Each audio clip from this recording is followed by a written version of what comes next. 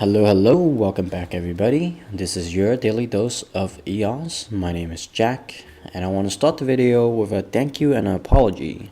I want to give a big thank you for all of my subscribers who's been very patient with me for this last week, because I haven't been putting out videos regularly because I have been traveling to San Francisco. I did promise updates while I was in San Francisco, but things just got a little bit crazy. It was very busy, so I just didn't have the time necessary to put out content. And I want to apologize for the quality of the last video. I know it wasn't good, but I just kind of want to get something out just to get me going again. So that was the result of that last video. I promised the quality of the videos would be better in the coming days, and starting next week I'll be doing regular pre-shows from somewhere between 6 a.m. to 7 a.m. New York time. Most likely around 6:30, I'll go online, go on the live stream on both Twitch and YouTube. Yes, I have figured out a way to how to stream to both of those platforms now, so you don't need a Twitch account in order to interact. Other than that, let's jump right into it, starting with the price of the RAM. So the RAM price, I was speculating that it would increase during a hackathon, as it was the case for the last two hackathons, but this is not the case. So the price of RAM actually took a pretty big drop over the weekend of the hackathon, about 10%. I think a lot of people were expecting there would be big announcements from Block.one during these hackathons. This was not the case. I was wrong, and I'm sorry if there was any financial loss to you because you expected the RAM price to go up.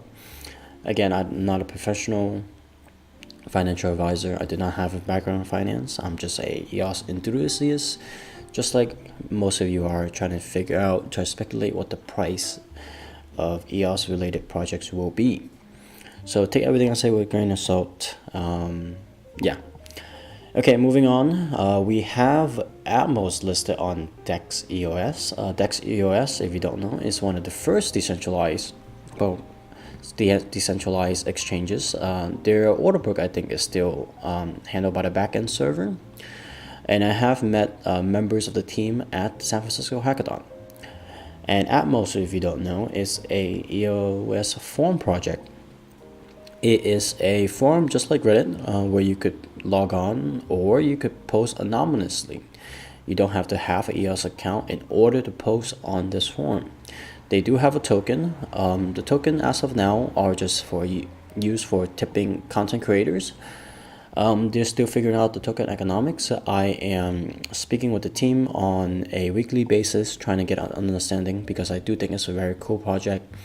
I would like to see more communication on chain, especially when it comes to projects, and just kind of bridging the gap between the different communities on EOS. Because right now, the most popular ones are Telegram and Reddit, and I think we could have a better alternative.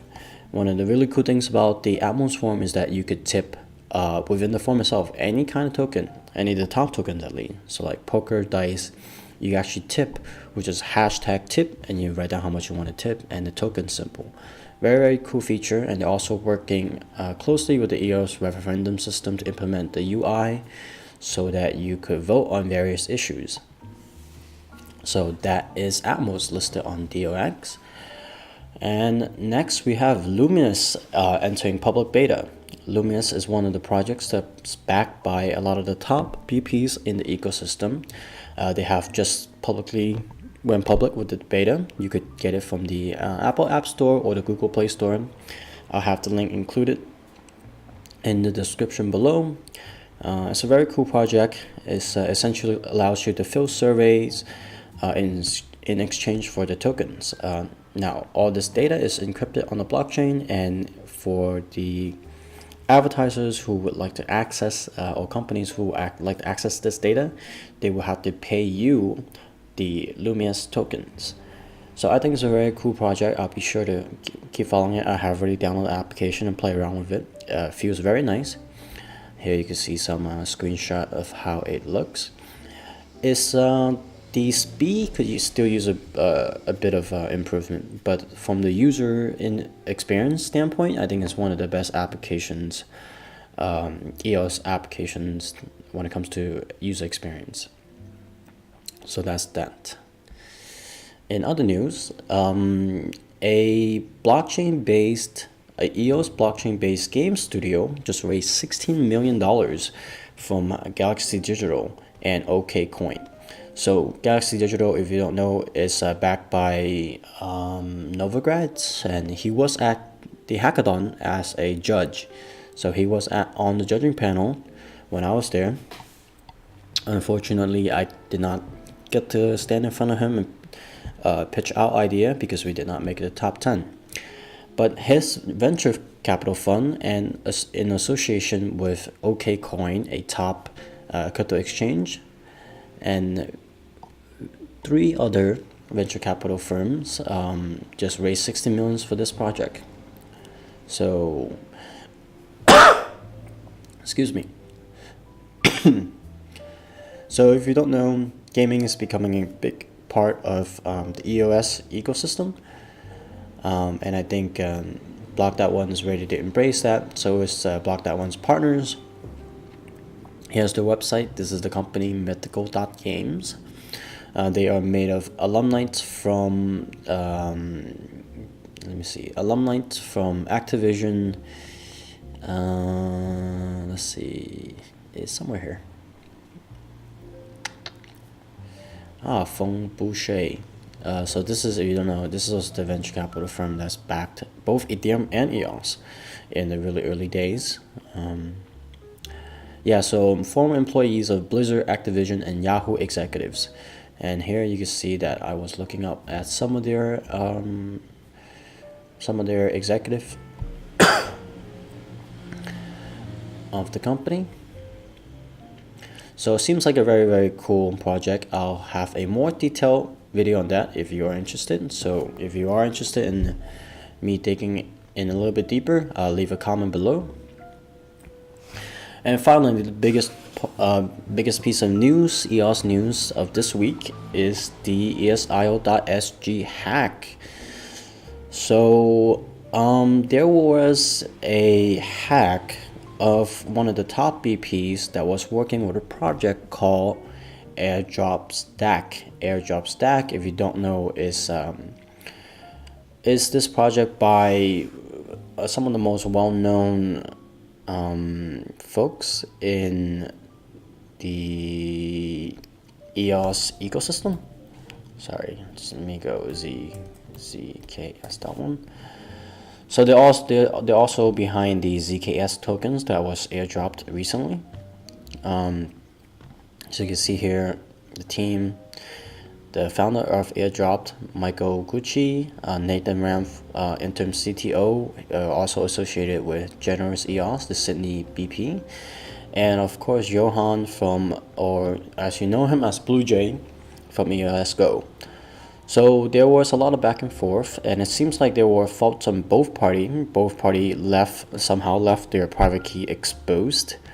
So the user the hacker, was able to take advantage of that and use a feature in the smart contract of EOSDAC to print new tokens, specifically ZKS and HVT tokens. Tim did a more detailed coverage of the story in his 2 videos, so I'll link to that down below. And also in his video there was an article that was posted and deleted by AirDropStack. So if you are interested in learning a little bit more about the story, do check out his videos. I'll leave the link again in the description below. Okay, that's all for this video. Again, I'm very sorry for the lack and the low quality of the videos that was coming out. I promise I'll improve, and I hope you will join me on the pre-show starting next week Monday around 6:30 a.m. New York, around 11:30 Lisbon time. That's where I put together the stories I want to talk about for the day.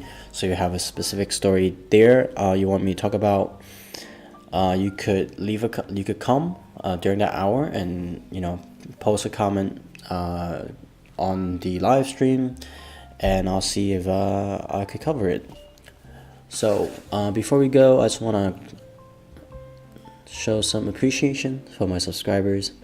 So in the last video that we was talking about how Block.one have uninvited Whiteblock, the company that put out the biased EOS report calling EOS not a blockchain.